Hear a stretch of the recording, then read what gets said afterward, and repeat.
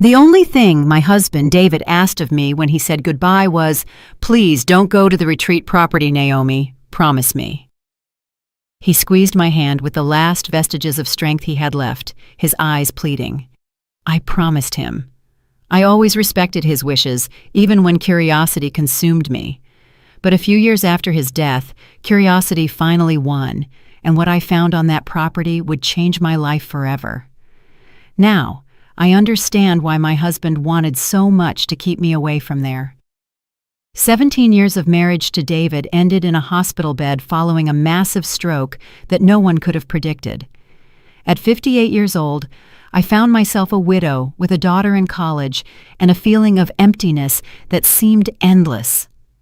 While organizing his affairs, I discovered there was much more to my husband than I ever knew. It was a regular Tuesday when his attorney, Mr. Harrison, called me into his office. 2 months had already passed since the funeral. Life continued its cruel course of normality while I was still trying to figure out how to breathe without David nearby. "Mrs. Sterling, I have something I must deliver to you," Mr. Harrison said, sliding a small box and an envelope across his polished wooden desk. David left specific instructions that this was only to be delivered after his passing. The box contained a heavy antique key with a leaf-shaped metal keychain.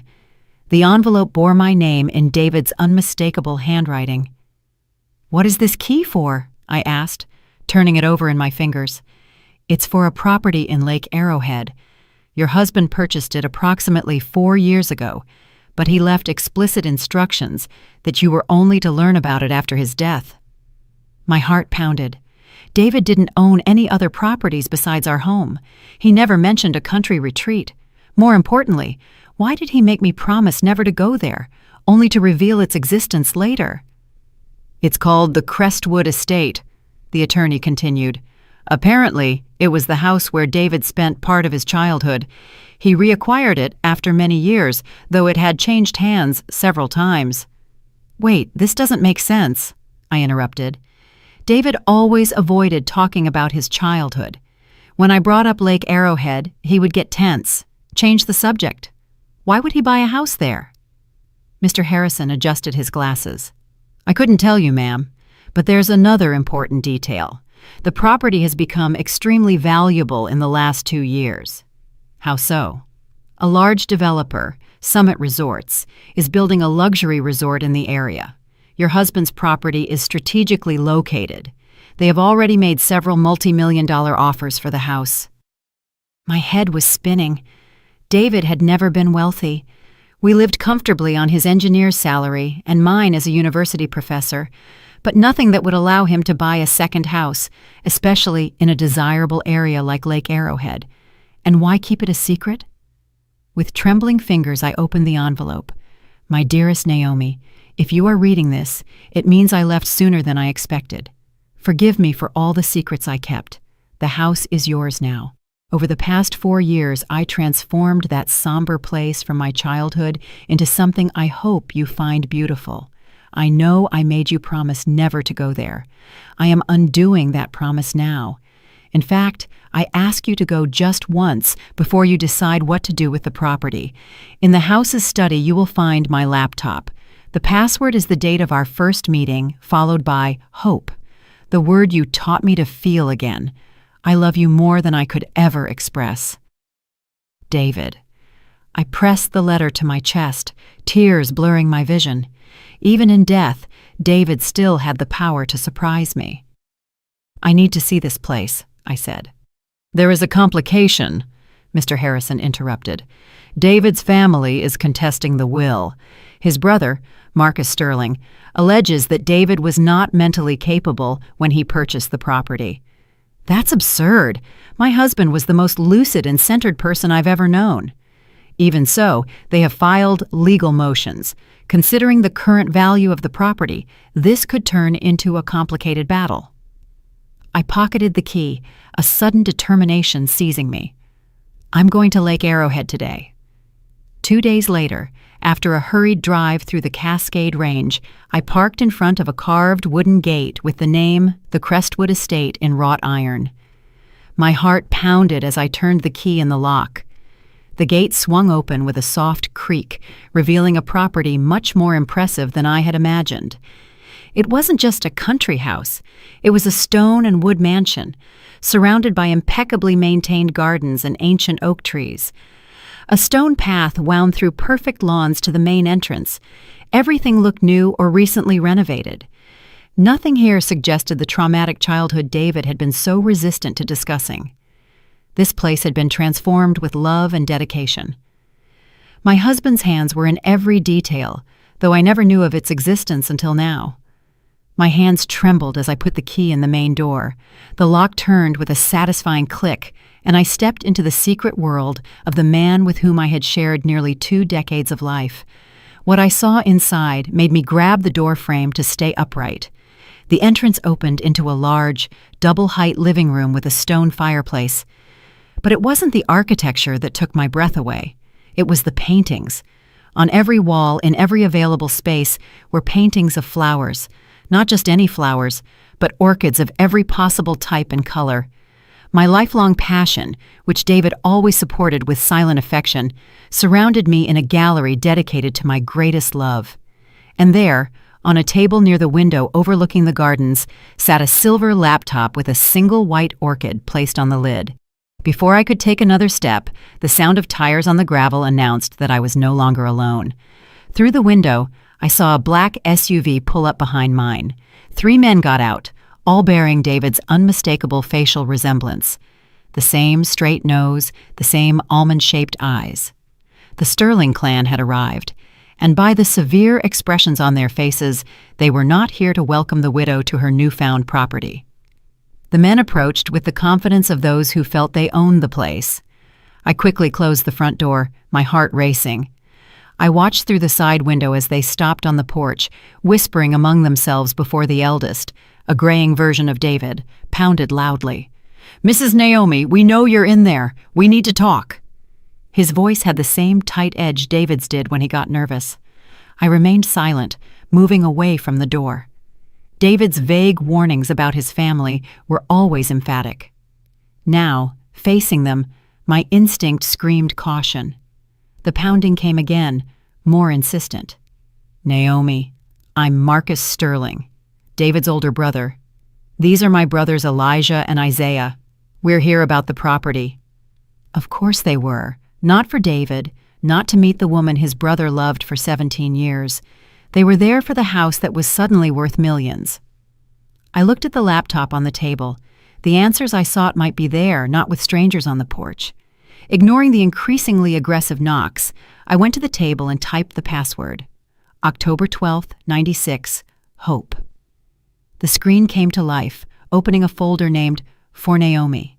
Inside were hundreds of video files, each chronologically dated, starting the day after the funeral and extending an entire year into the future.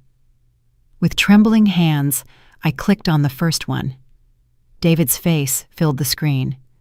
Not the pale, emaciated face of his final days in the hospital, but healthy, full of life, clearly recorded months earlier. "Hello, my love." He smiled that crooked way that always melted me. "If you're watching this, it means I'm gone, and you came to Crestwood, despite my years of begging you not to. I should have guessed you wouldn't resist, especially after Harrison told you about the house." A knot formed in my throat. Even now, he knew me so well. "I recorded one video for every day of your first year without me, a year of companionship while you processed the grief, a year explaining everything I should have told you in life." He briefly lowered his gaze, then looked back at me with determination. Starting with, "Why I bought back the house I swore never to set foot in again." Outside, the pounding had stopped. Through the window, I saw the men return to their SUV, pulling out papers, conversing with stern expressions. David continued. 3 years ago, I was diagnosed with a cerebral aneurysm, a time bomb I inherited from my father. The doctors gave me 2 to 5 years. I chose not to tell you or Chloe. I didn't want pity, and I didn't want our final years to be lived in the shadow of death. His eyes softened. I wanted to live fully with you until the end. not die slowly in front of you. Shock and anger flooded me. He hid the diagnosis, made medical decisions without me. He denied me the chance to prepare, to consciously value our final moments. "I know you're angry right now," he said, as if reading my thoughts. "You have every right to be, but I hope you understand I made that decision out of love, not cowardice." The men outside were making calls, walking around the driveway with the frustrated energy of a denied entitlement. When I received my diagnosis, I decided to use the time I had left to create something meaningful for you. You've always loved orchids. You always talked about having a space just for yourself to cultivate them someday, so I found the last place anyone would expect me to go, the house I left at 18, swearing never to return. He leaned toward the camera.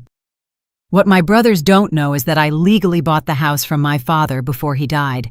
The old man was bankrupt after years of gambling and drinking.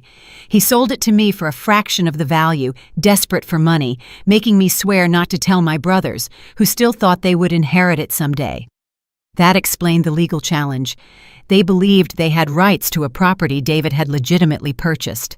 The house was in ruins when I bought it, Naomi, just like my childhood here.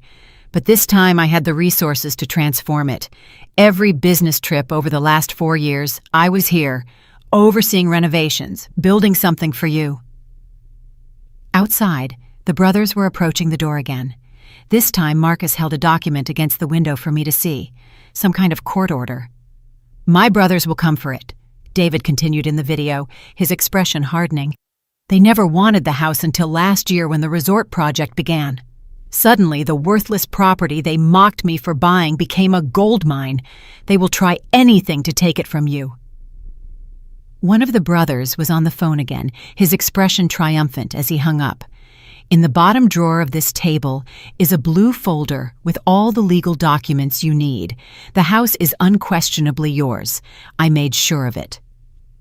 David's face softened. "But Naomi, whether you keep it or sell it is entirely your choice. I built this place for you. I filled it with beauty for you, but I don't want it to become a burden." A police cruiser was driving up the driveway. The brothers watched its approach with satisfied expressions. "One last thing," David said. "In the conservatory behind the house, you'll find the rare orchid collection I spent years cultivating. The team I hired will continue to care for them, whether you are here or not. They are my final gift to you, along with the means to appreciate them." The video ended, freezing on David's smiling face, just as the knock on the door resumed, more authoritative. "Mrs. Sterling, county officer, we need you to open the door, please." With a deep sigh, I closed the laptop, retrieved the blue folder from the drawer, and went to face what came next. As I reached for the doorknob, my cell phone rang. Chloe, our daughter, calling from college. I hesitated, then answered. "Chloe, this isn't a good time." "Mom!" Her voice was tight with irritation. "Why didn't you tell me about Dad's house or the developer proposal? The uncles just called me, offering a fair deal if I help them contest the will. What the heck is going on?" So, they had already contacted my daughter.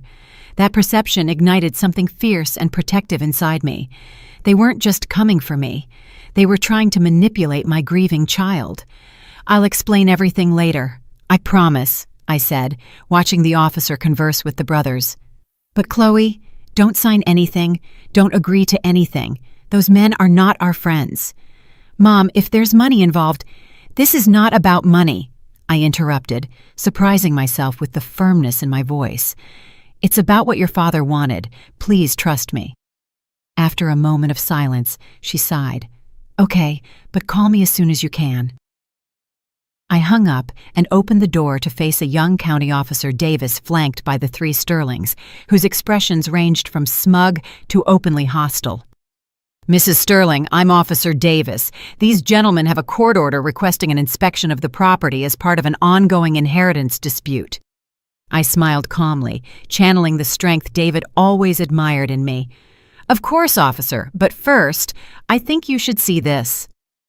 I handed him the blue folder containing David's documentation. My husband anticipated this exact situation. Marcus stepped forward with a disdainful gesture. Family disputes are complicated, officer. My sister-in-law is understandably emotional and confused. Actually, I interrupted him, I am neither emotional nor confused. I am a widow on a property that legally belongs to me, facing 3 strangers who happen to share my late husband's DNA. I turned to the officer, and I would appreciate it if you would review these documents before allowing anyone onto my property. The deputy took the folder, his expression neutral as he began to examine the contents. The Sterling brothers exchanged glances, their confidence visibly wavering. I thought of David's video, of the secret he kept to spare Chloe and me unnecessary suffering, of the magnificent gift he created in his final years. Whatever game his brothers were playing, I was determined not to lose the last tangible expression of my husband's love without a fight. The deputy looked up from the documents. His expression shifted. These appear to be in order, ma'am. A clear deed transfer, notarized statements, certified bank records of the original purchase. He turned to the brothers. Gentlemen, I see no grounds to force an inspection today. This appears to be a matter for the civil courts. Marcus's face flushed with anger. This is absurd! That woman has no right! That woman, I interjected calmly, is David Sterling's wife, and I have every right to be here. As the brothers reluctantly retreated to their SUV, followed by the apologetic deputy, I felt a strange mix of loss and discovery. The husband I thought I knew completely had kept secrets, some painful, others breathtakingly beautiful. Now I faced a choice: retreat to the safety of my former life or fully immerse myself in this unexpected legacy and the battle that came with it. I closed the door, returned to the table, and reopened the laptop. Tomorrow's video awaited me, and with it, more pieces of the man I loved and was only now beginning to fully understand. Outside, the Sterling brothers might have lost this skirmish, but their expressions as they drove away made one thing clear. The war for the Crestwood estate had just begun.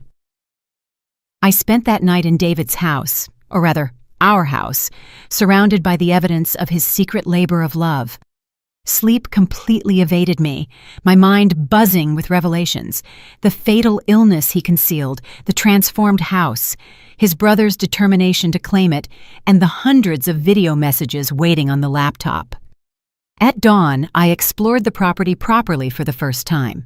The main house was a masterpiece of renovation, blending original rustic elements with modern comfort. Every room reflected careful consideration of my tastes, from the library stocked with first editions of my favorite books to the reading nook overlooking the garden, perfect for autumn mornings. But it was the conservatory that truly took my breath away.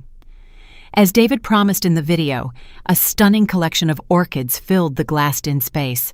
Some were so rare that I had only seen them in specialized books. A blue Cattleya walkeriana, almost impossible to find, bloomed proudly like the queen of the place. "Good morning, ma'am."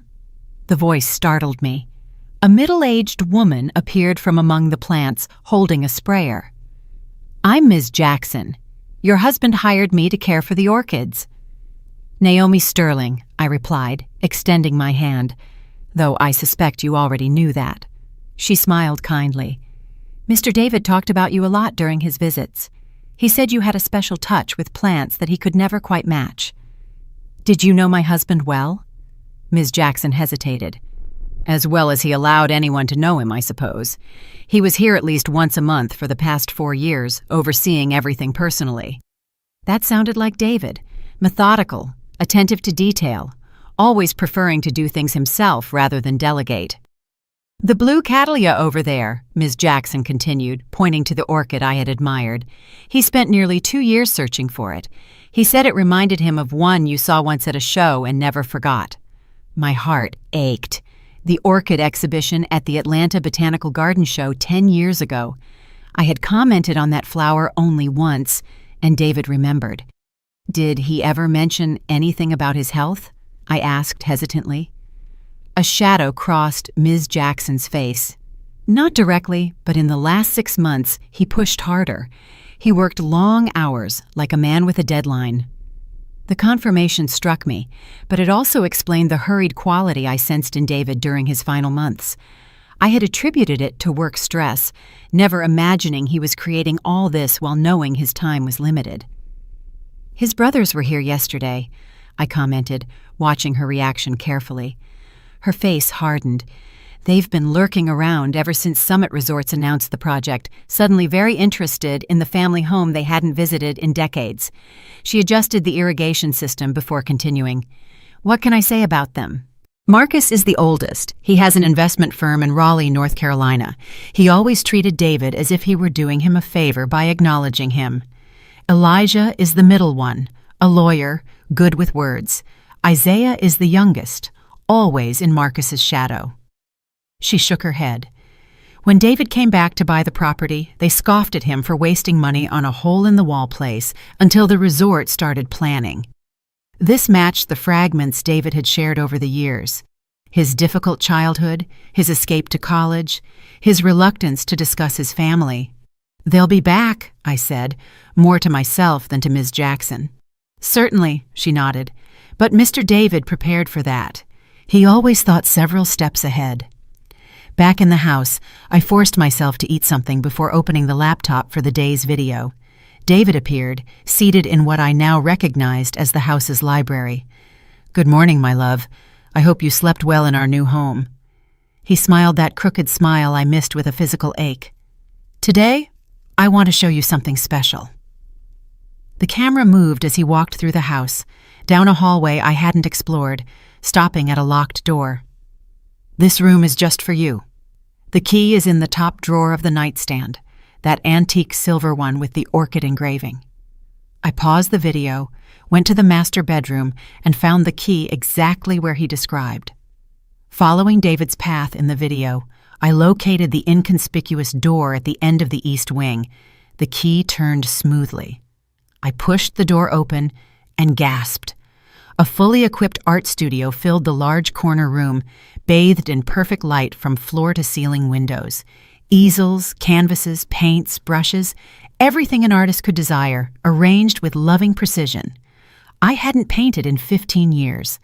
After art school, I abandoned my artistic dreams to teach literature, to keep us afloat while David built his career to raise Chloe. Over the years, someday became a distant dream, then a bittersweet memory of a path not taken. The video continued, David's voice pulling me back to the laptop I had carried with me. "You gave up so much for us, Naomi. Your painting was the first sacrifice. Even though you never complained, I always promised myself I would give it back to you someday." Tears blurred my vision as I surveyed the studio, the professional materials, the reference books organized on the shelves, the windows oriented to capture the perfect light. "There's one more thing," David continued. "Look in the cabinet beneath the window bench." I walked toward the cushioned bench near the window overlooking the garden, now golden in the morning light. Beneath it, recessed into the wall, was a cabinet I might have missed had I not been told to look for it. Inside was a flat, archival box. With trembling hands, I lifted the lid and fell to my knees in shock. My paintings, dozens of them. All the work I created in college, pieces I thought had been lost in our moves over the years. David had preserved them, protected them, stored them for 15 years until he could return them to me in this perfect space. On top lay a small canvas I recognized immediately, my final project before graduation, a self-portrait of a young woman looking toward the future with eyes bright with possibility. David had asked to keep it the day I finished it. Attached was a handwritten note. "She's still in there, Naomi, the woman who painted with such passion and vision. I gave you the space. The rest is up to you." I pressed the note to my chest, overwhelmed by love and loss in equal measure. David had seen me, truly seen me, in ways I hadn't allowed myself to be seen in years. The sound of vehicles on the gravel tore me from that emotional moment. From the studio window, I saw 2 SUVs approaching, the familiar black one belonging to the Sterling brothers, and behind it, a silver one I instantly recognized. Chloe had arrived, and by the way she confidently stepped out of her SUV and walked toward her uncle's, it seemed they had already begun working on her. My daughter, David's daughter, with his dark hair and my stubbornness, was smiling and shaking hands with the uncles she had never met before. Any fragile peace I had found in David's posthumous gifts evaporated in the face of this new complication. The battle for the Crestwood estate had just become much more personal. I watched through the window as Chloe exchanged friendly greetings with her uncles, her body language open and receptive. At 21, our daughter had her father's analytical mind and my determination, but she lacked David's patience and my caution. She was always quick to form opinions, slow to revise them. My cell phone vibrated with a text from her. "I'm here with Uncle Marcus and the others. Coming in now. We need to talk." Uncle Marcus. They had known each other for less than a day, and she was already claiming a family connection. I tucked David's note into my pocket, closed the studio, and went to face this new alliance. They entered without knocking, Chloe using the familiarity of a daughter, and the brothers following her like wolves behind an unsuspecting guide. "Mom!" Chloe hugged me briefly, then pulled away, her eyes scanning the stunning living room. "This place is incredible. Why did Dad never tell us about it?"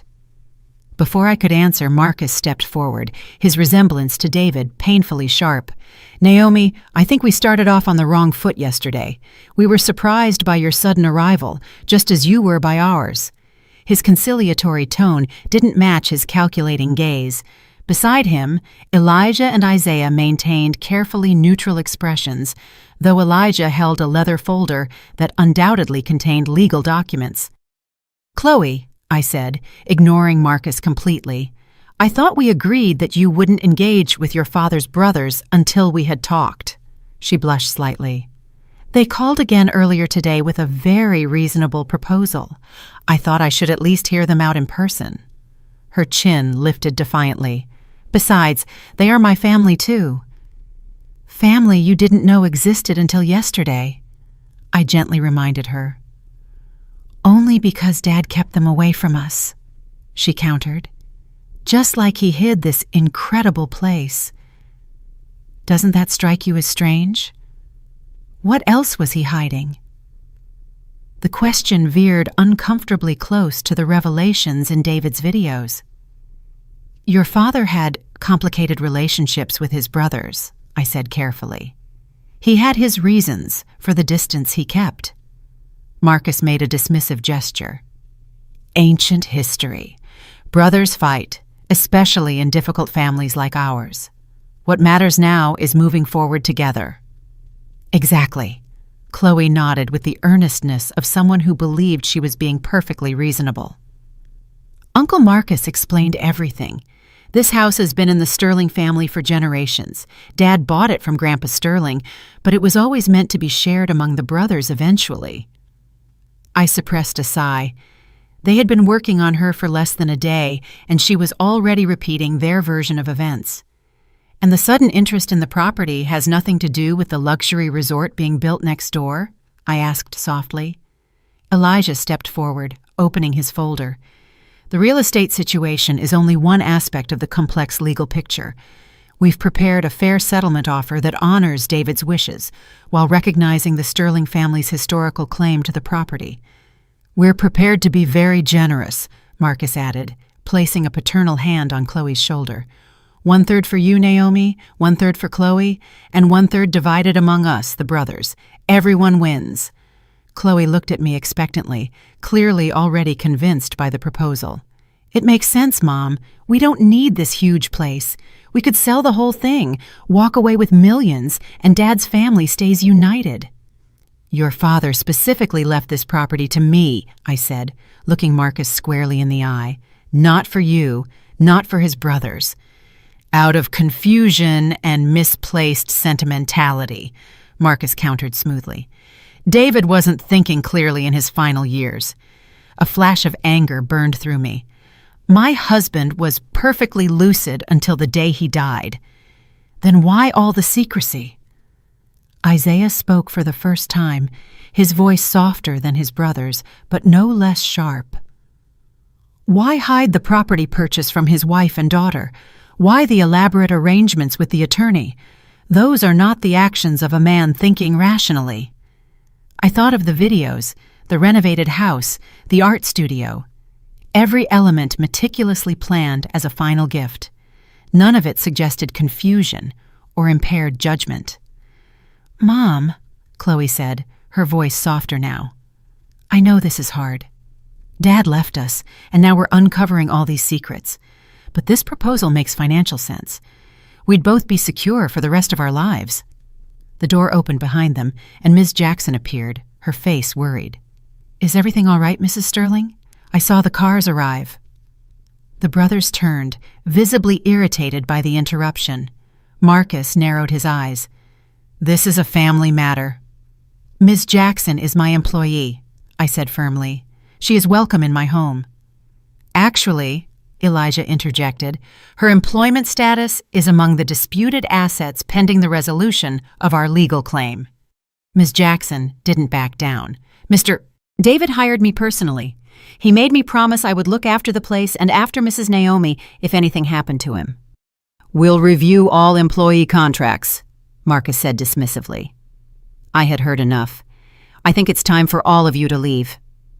I looked directly at the brothers, then softened my gaze as I turned to Chloe. "Except you, of course. You are always welcome to stay." "You're not even going to consider their offer?" Chloe asked incredulously. "I will review any written proposal with my own attorney," I replied, "but I will not be pressured in my own home." Marcus's conciliatory mask dropped, revealing the ruthless businessman beneath. "This property is worth tens of millions with the resort project. We can do this amicably, or we can make things very difficult." "Is that a threat?" I asked, calmer than I felt. "A reality check," he corrected. "You are a university professor facing a legal battle against adversaries with significantly greater resources. David may have had good intentions, but he put you in an untenable position." I thought of the blue folder with his meticulous documentation, the videos showing David's lucid planning, the property that represented his final act of love. "I believe my husband knew exactly what he was doing," I said calmly. "Now please, leave. Chloe, you're welcome to stay for lunch if you'd like." She looked conflicted, glancing between me and her newly discovered uncles. "I think I'll go with them for now. We have more to discuss." She kissed my cheek quickly. "Think about the offer, Mom, please." I watched them leave, a sense of emptiness expanding in my chest. In just 24 hours, my daughter had been drawn into the orbit of men David spent his whole life avoiding. Ms. Jackson waited until the cars disappeared down the driveway before speaking. "Mrs. Sterling, there's something you should know, something your husband asked me not to mention unless it became absolutely necessary." I turned to her, mentally exhausted, but forcing myself to pay attention. "What is it?" "It's about the true extent of the property and what's really hidden here." She gestured toward the conservatory. "We better walk. Some things shouldn't be discussed inside the house where the walls might have ears." As I followed her across the lawn, the morning sun illuminated the beautiful property my husband had secretly created. Whatever revelation awaited me, I was sure of one thing. David had anticipated this battle, perhaps even Chloe's vulnerability to his brother's manipulation. The question was, had he prepared me enough to win a fight I never knew was coming? Ms. Jackson led me past the main conservatory toward a tool shed I hadn't yet explored. Unlike the perfectly renovated structures on the rest of the property, this building maintained its original rustic appearance, deliberately unimproved to seem unimportant. "Your husband was a careful man," Ms. Jackson said, producing an old iron key. "After his brother's first visit last year, he became even more cautious." "They visited before?" David never mentioned that. Ms. Jackson nodded gravely. "They showed up unannounced as soon as they heard about the resort project. Your husband was here, overseeing the construction of the art studio. They didn't recognize him at first. He had let his beard grow out during the treatment." The casual mention of David's treatment hit me like a wave of renewed grief. While I was innocently teaching literature classes, my husband was here, sick, creating this sanctuary while fending off his predatory brothers. What happened? He watched them from a distance, then left without revealing himself. That night, he made changes to the property plans, starting with this. Ms. Jackson opened the shed door, revealing an ordinary interior. Gardening tools, equipment, dust motes dancing in the shafts of light streaming through the wall cracks. Ms. Jackson moved confidently toward the back corner, pushing aside several stacked boxes to expose a trapdoor recessed into the concrete floor. Your husband installed this entrance last winter. The workers thought they were building a wine cellar. She pulled the heavy door upward, revealing a sturdy ladder descending into darkness. After you. Curiosity overriding apprehension, I followed Ms. Jackson down the stairs. At the bottom, she flipped a switch, and lights came on, revealing a concrete tunnel stretching out before us. What is this place? Your husband called it the vault. I call it genius. The tunnel stretched for about 100 feet before opening into a large room filled with file cabinets, a table with computer equipment, and walls covered with maps and documents. Welcome to David's war room, Ms. Jackson said with a touch of pride. Everything he compiled about his brothers, their businesses, and the true value of the Crestwood estate. I approached the nearest wall, where a detailed map showed not only the property, but the surrounding area for miles. Red markings indicated the locations of the resort project, with handwritten annotations about values, construction phases, and real estate impact. I don't understand, I said, turning to Ms. Jackson. David knew about the resort project. Not at first. He bought this place to renovate it for you, pure and simple. But about 2 years ago, when Summit Resorts began preliminary studies, he hired a real estate consultant to evaluate the impact on Crestwood. Ms. Jackson pointed to the map.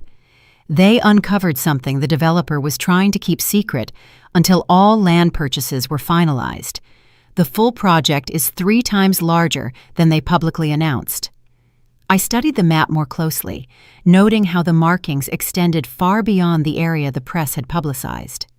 Phase 2 of the resort will include a golf course that will require part of the property adjacent to ours, Ms. Jackson continued.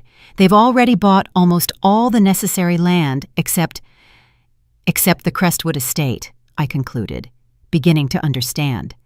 Your husband verified it with 3 independent specialists. This property's strategic position can completely block the planned expansion. Without it, the project loses half its projected value. So the property is even more valuable than his brothers imagine. Exponentially. But that's not all. Ms. Jackson moved toward a file cabinet, pulling out a thick folder. David documented decades of questionable business practices by the 3 brothers. Tax evasion, insider trading, misappropriation of client funds, enough evidence to professionally ruin them if it ever came to light.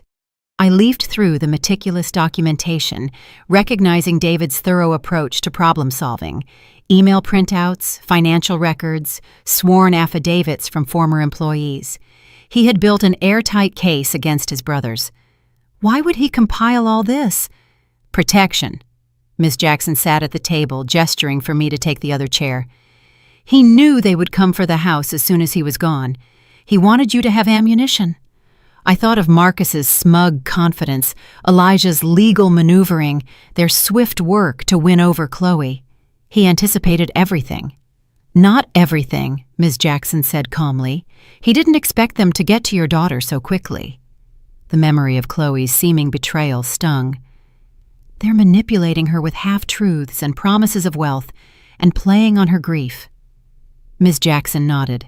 She lost her father. Suddenly, they're offering her a connection to him through shared blood and history. A powerful draw for a grieving young woman. She was right. Chloe was always a daddy's girl, sharing David's analytical mind and love for puzzles. His death left her adrift, vulnerable to anyone who offered a connection to him. What do I do now? I asked, almost to myself. That depends on what you want, Ms. Jackson replied. You could sell everything and walk away rich, but perhaps forever alienated from your daughter. You could fight the brothers legally using this evidence, which might win the battle but worsen the family wounds. Or what? You could do what your husband always did. Think 3 steps ahead and find the path no one expects. I considered that as I continued to examine the war room. On the table was a framed photograph I had never seen before, a teenage David standing proudly next to an award-winning orchid, his face lit up with an innocent joy I had rarely glimpsed in the man I married. "That was the first cattleya he ever grew," Ms. Jackson said, noticing my focus on the photo. "The one bright spot in his childhood here. His brothers destroyed it while David was away at school just to hurt him." Another piece of the puzzle clicked into place. David's support of my love for flowers and art, despite having no personal interest in them. The magnificent conservatory and studio were not just gifts, they were the reclamation of something precious his brothers had stolen. I picked up the photograph, a plan beginning to form in my mind. "Ms. Jackson, does the laptop with David's videos work down here?" She nodded. "There's a secure network throughout the property. Your husband made sure of it." "Excellent. I need to watch the next few videos ahead of schedule. Then I want you to schedule a meeting for me." "With whom?" "First, my daughter, alone, away from her uncle's influence. Then my attorney. And finally..." I looked at the wall of evidence David had compiled against his brothers. "I think I'd like to talk to the executives at Summit Resorts." Ms. Jackson smiled for the first time since we entered the hidden bunker. "You're planning something your husband would approve of." "I'm planning something worthy of the man who loved me enough to create all of this," I corrected, a new determination firming my voice. "And I'm going to need your help." "Whatever you need, Mrs. Sterling," Ms. Jackson promised. "Your husband gave me a second chance when no one else would. I owe him everything, and by extension, I owe it to you." This was one more facet of David I hadn't known. His quiet generosity extending beyond our immediate family, changing lives I had never heard of. As we left the bunker, carefully hiding the entrance again, I felt a strange sense of connection with my late husband. Not the grief that had dominated the last few weeks, but a partnership that somehow continued beyond death. He had left me not just a property and material security, but tools and knowledge to forge my own path. The Sterling brothers believed they were facing a naive widow who was no match for them. They had no idea what was coming. Over the next 48 hours, I barely slept, fueled by determination and the growing clarity of my plan. I watched an entire week's worth of David's videos in a single night, each one revealing more of his strategy and the depth of his foresight. "They will try to divide and conquer," he warned in one recording, as if speaking directly to my current situation. "Marcus will be the friendly face, Elijah the legal threat, Isaiah the silent observer, and they will target Chloe. She is the easiest path to destabilize your position." In another video, he showed documents from the developer he had obtained through contacts in the county office. Summit Resorts was determined to keep Phase 2 of the project secret until all necessary land was secured. If they discover that we know about the golf course before they try to buy us out, the negotiating value triples.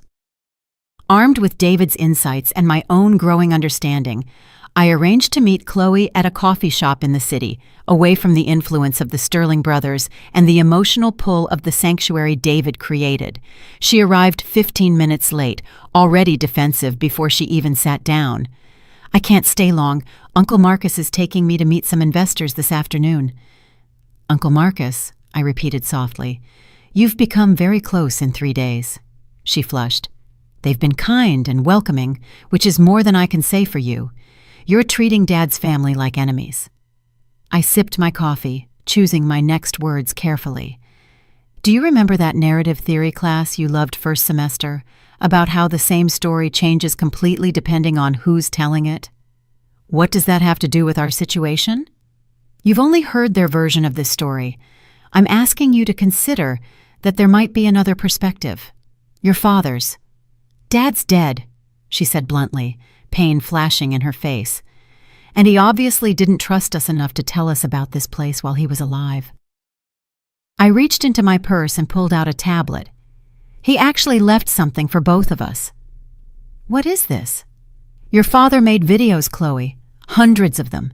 Messages to guide us after he was gone. I turned the tablet over, queuing up the video David had labeled, "For Chloe when she needs it." Her face paled. He made videos? He knew he was dying? He was diagnosed 3 years ago with a cerebral aneurysm, I said softly, finally sharing the truth. He chose not to tell us. He wanted to spare us watching him wither. That's impossible. He would have told me. But uncertainty was already creeping into her voice. Watch the video, Chloe. Listen to him. With trembling fingers, she pressed play. David's face appeared, healthy, vibrant, his eyes crinkling with that smile that was so characteristic of him. Hello, my brilliant girl. If you're watching this, then I'm gone. And knowing you, you're probably angry about all the secrets I kept. He chuckled softly. You never liked being kept in the dark about anything, even as a kid. Tears welled in Chloe's eyes as her father continued. I should have told you I was sick. I should have given you time to prepare, to ask all those questions you're so good at forming. But I was selfish. I wanted our final years together to be normal, not overshadowed by my diagnosis. I hope someday you can forgive me for that choice. David leaned toward the camera. But there's something else you need to know. Something about my brothers I never shared with you. Our falling out wasn't some petty family squabble, Chloe. They defrauded my share of the inheritance when I was 19. They used my name on fake documents while I was away at college. When I found out and threatened to expose them, they threatened to implicate me as a willing accomplice. Chloe's hand covered her mouth, her eyes glued to the screen. I left Lake Arrowhead. I moved to Raleigh. I met your mother. I built a life. I raised you. That was more than enough. His expression hardened. But my brothers never changed. Whatever they are telling you right now, remember this. They want control of the family property not out of sentiment, but out of pure greed, and they will use anyone, including my daughter, to get it. The video ended, freezing on David's concerned face. Chloe remained motionless, tears streaming silently down her cheeks. He was protecting us, she whispered finally. All this time, it was more than just his illness, I confirmed gently. Your uncles aren't the family connection they pretend to be. They are opportunists who see you as the easiest path to what they want. She wiped her tears, anger replacing grief in her expression. They've been lying to me, haven't they? About everything but the fact that the house is worth millions. That part is true. But they didn't tell you about the full resort project or why the property is so crucial to the developer's plans. Understanding lit up her eyes. They're trying to con us. Us, I repeated, feeling a surge of hope. That means you're back on my side, Mom. I never left your side. She looked down, ashamed. I wanted to feel connected to Dad through his family. They had stories about him as a kid, photos I'd never seen. I understand, I assured her, reaching my hand across the table to squeeze hers. Grief makes us vulnerable in ways we can't foresee, but now we need to be smarter than them, together. Chloe straightened up, her expression shifting from devastation to determination, so much like David that my heart ached. What's the plan? I smiled, feeling the first real sense of confidence since this ordeal began. First, we meet with my attorney tonight, not the family lawyer your uncles want to use, but someone recommended by Mr. Harrison. Then tomorrow, we have an appointment with Summit Resorts. Why? Because knowledge is power, and we now know something your uncles don't. Exactly how much the property is truly worth to the developer.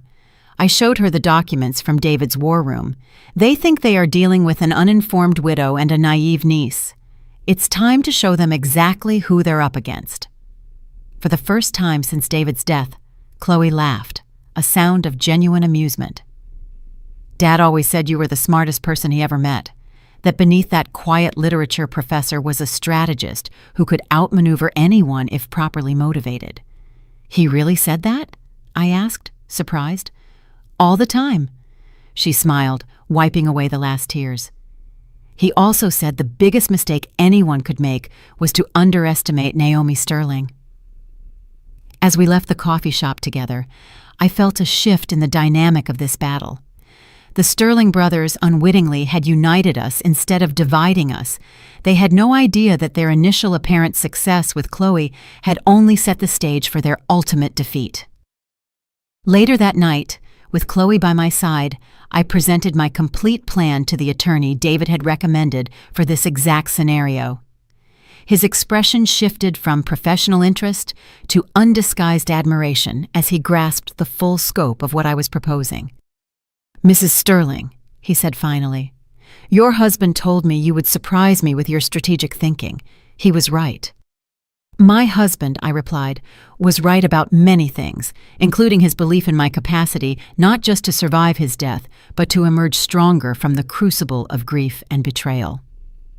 The Sterling brothers arrived at the Crestwood estate exactly when I expected them, at 10 o'clock sharp, 3 days after my meeting with Chloe. Their black SUV drove up the driveway with the confidence of men who believed victory was merely a formality. Behind them followed a silver sedan I didn't recognize, likely their attorney or financial consultant. I watched from the study window, dressed not in the casual clothes they had previously seen, but in a tailored suit I had purchased specifically for this meeting. Appearances matter when orchestrating a reversal, and I intended to present myself not as a grieving widow, but as the formidable adversary David always knew me to be. "They've arrived," I alerted Chloe, who appeared from the library looking equally professional in a navy dress, her father's watch, one of his most prized possessions, prominently displayed on her wrist. "Ready?" she asked, nervousness and determination conflicting in her expression. "Completely." I squeezed her hand. "Remember, let them corner themselves first." Ms. Jackson appeared. The others came through the back entrance. "They're ready in the dining room, as you requested." I nodded my thanks. Perfect timing. The doorbell rang, and Ms. Jackson went to answer it, with the practiced deference of someone who knew her role in this carefully choreographed performance. "Good morning, gentlemen," I heard her greet them. "Mrs. Naomi and Chloe are waiting this way, please." They entered with the easy familiarity of men accustomed to controlling environments. Marcus led, followed by Elijah with his ever-present legal folder, and Isaiah bringing up the rear. Behind them walked a gray-haired man in an expensive suit who radiated corporate authority. "Naomi," Marcus nodded, his smile not reaching his eyes. "We appreciate you agreeing to this meeting. This is Mr. Chen, the CFO of Sterling Investments. We thought it would be productive to have a specialist join our discussion of the property's potential." So they had brought in a financial executive to intimidate me with technical jargon and market valuations. Predictable. "How thoughtful," I replied smoothly. "I've prepared the dining room for our meeting. Follow me." I led them through the house, noting their evaluative glances at the renovations David had completed. In the formal dining room, a large table had been set with documents at each place setting, water bottles, and coffee, the picture of professional preparation. "Please have a seat," I gestured. "I believe we have much to discuss." As they settled in, expressions of confidence still firmly in place, I remained standing at the head of the table. "Before we begin," I said, "I want to thank you for your previous proposal. It was educational." Marcus's smile widened, clearly interpreting my comment as capitulation. "We're pleased you took the time to consider our offer. With Mr. Chen's expertise, we can discuss the most advantageous arrangement for dividing the property's assets." "Yes, division," I said, picking up a remote control from the table. "That's precisely what I'd like to discuss." I pressed a button, and a hidden screen descended from the ceiling at the far end of the room. The brothers exchanged surprised glances. Clearly, they did not expect this level of preparation. "If you would direct your attention to the presentation," I continued, clicking the remote again. A detailed map of the Crestwood estate appeared on the screen, showing the property's boundaries, topographical features, and its position relative to the surrounding area. "This is the full survey of the Crestwood estate," I explained. "The entire 25 acres, not just the 10 acres mentioned in your proposal. Elijah shifted uncomfortably. The western portion is an undevelopable preservation area. We excluded it for the sake of simplicity. How considerate, I replied with irony, except for one small detail. Another click of the remote, and the map overlaid with the full resort project. All phases, including the golf course Summit Resorts had been keeping secret. Mr. Chen straightened in his chair, his professional mask slipping as he leaned in to study the projection with sudden interest. As you can see, I continued calmly, Phase 2 of the project extends predominantly over the western area of our property, the acres you so generously offered to exclude from our fair division. Marcus's face turned red. Those plans are just speculation. The analysis from Sterling Investments indicates, actually, a new voice interrupted as the side door opened. Those plans have been confirmed by the Summit Resorts board itself.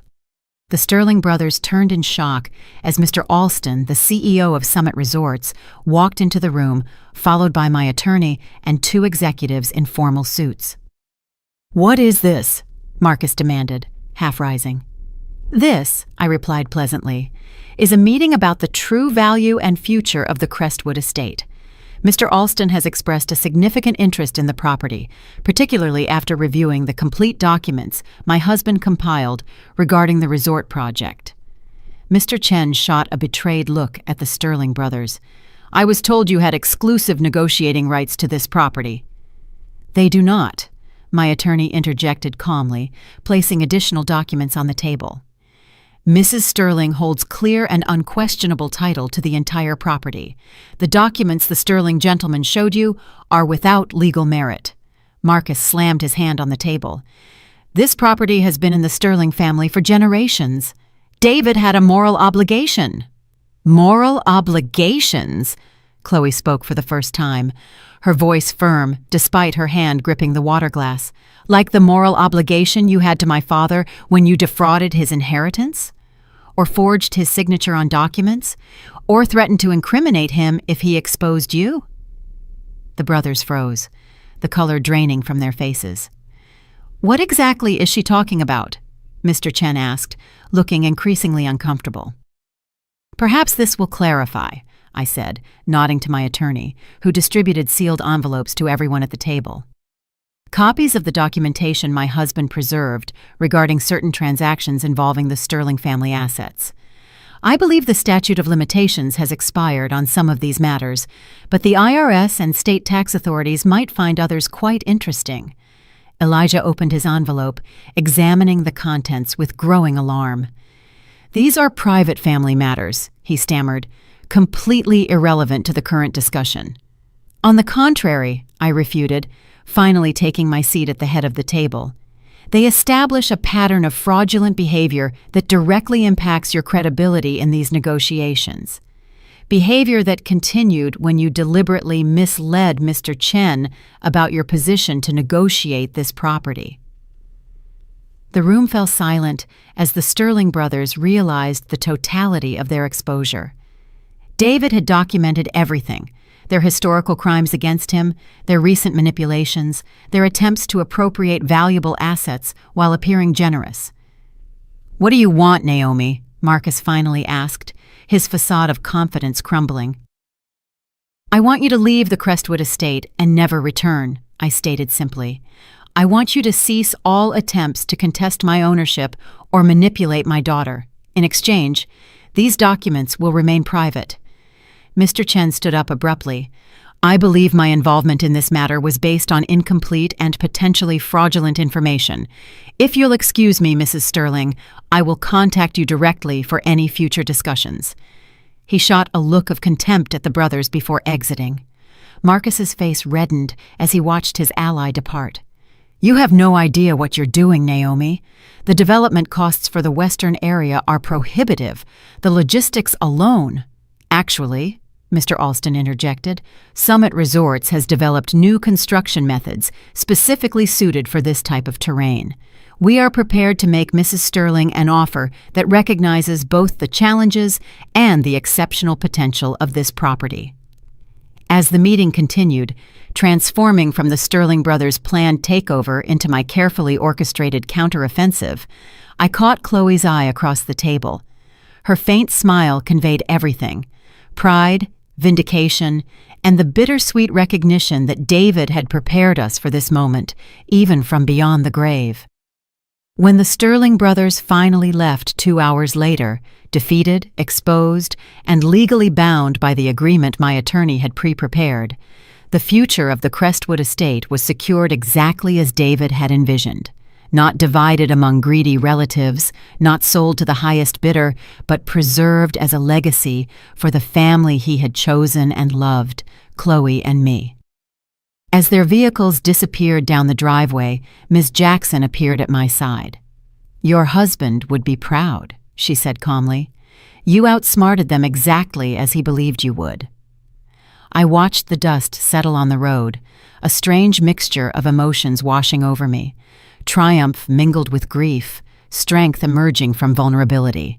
"We're not finished yet," I replied, thinking of the videos that still awaited on David's laptop, of the future that stretched out before us.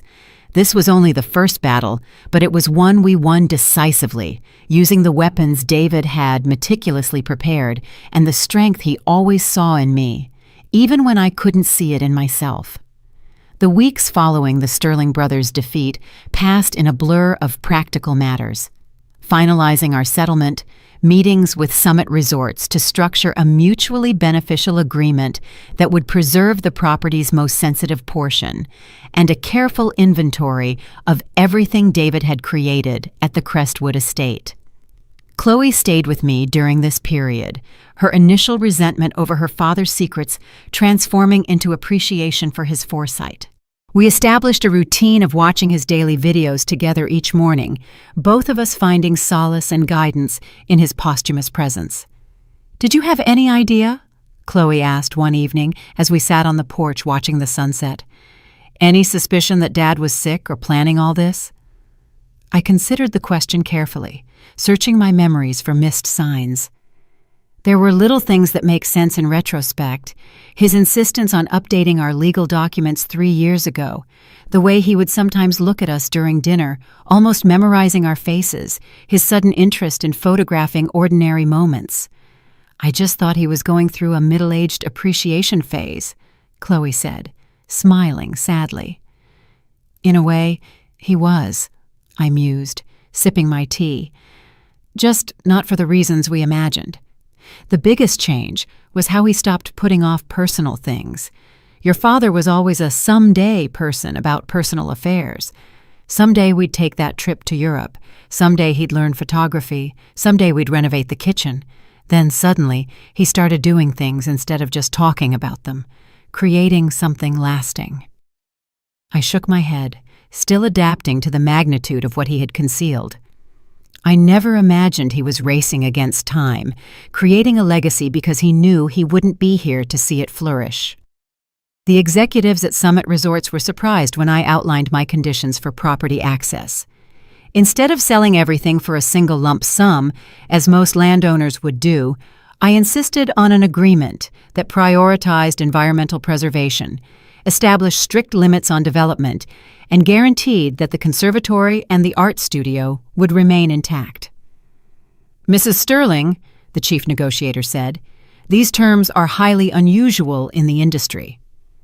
"Then perhaps the industry needs more unusual terms," I replied, channeling David's quiet confidence. "This land is special. It can wait until we agree on responsible methods to develop it." To my surprise, Mr. Alston, the CEO, was intrigued rather than deterred by my approach. "Your husband mentioned you were a literature and arts graduate before becoming a professor," he observed. "He said you would insist on doing it the right way, not just the lucrative way." Another piece of David's planning revealed. He had established contacts with select people in the industry, paving the way for negotiations he knew would occur after his death. A month after claiming my inheritance, I was in the art studio David had created, sunlight streaming through the windows, illuminating a canvas on the easel. After more than a decade away from painting, I finally picked up the brush again, hesitantly at first, then with increasing confidence. Today's subject waited patiently in the conservatory, visible through the studio windows. The rare blue orchid David had found because he remembered a casual comment I made years ago. Ms. Jackson taught me about orchid cultivation, my fingers gradually regaining the dexterity I thought I had lost forever. "Mom!" Chloe appeared in the doorway, laptop in hand. "Today's video is different.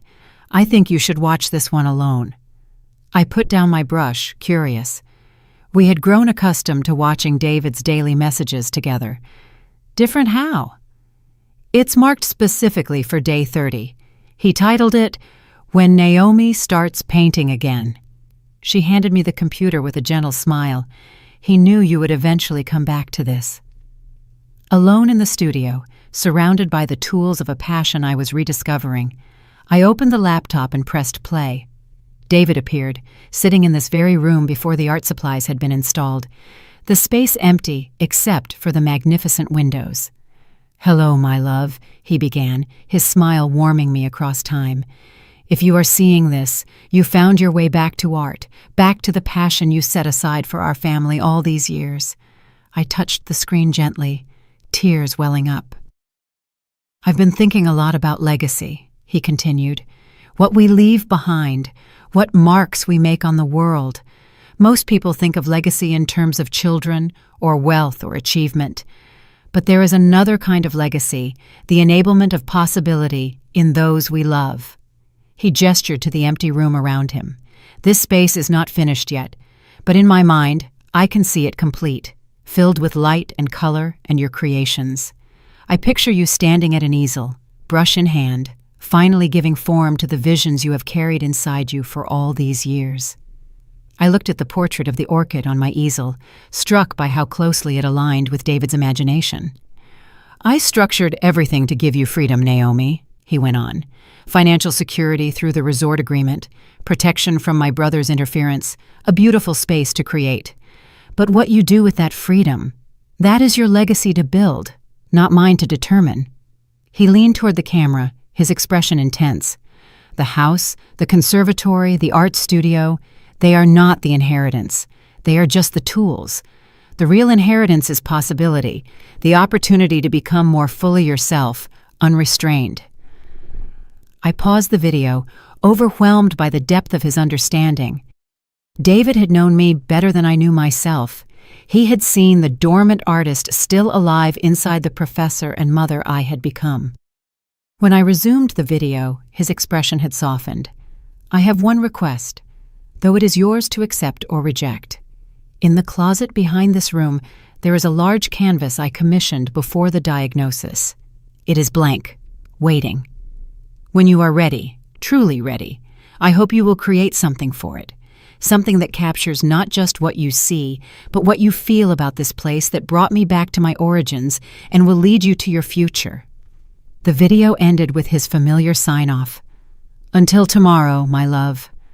I stood motionless for several minutes, processing his words. Then, driven by an impulse, I went to the storage closet and found exactly what he had described.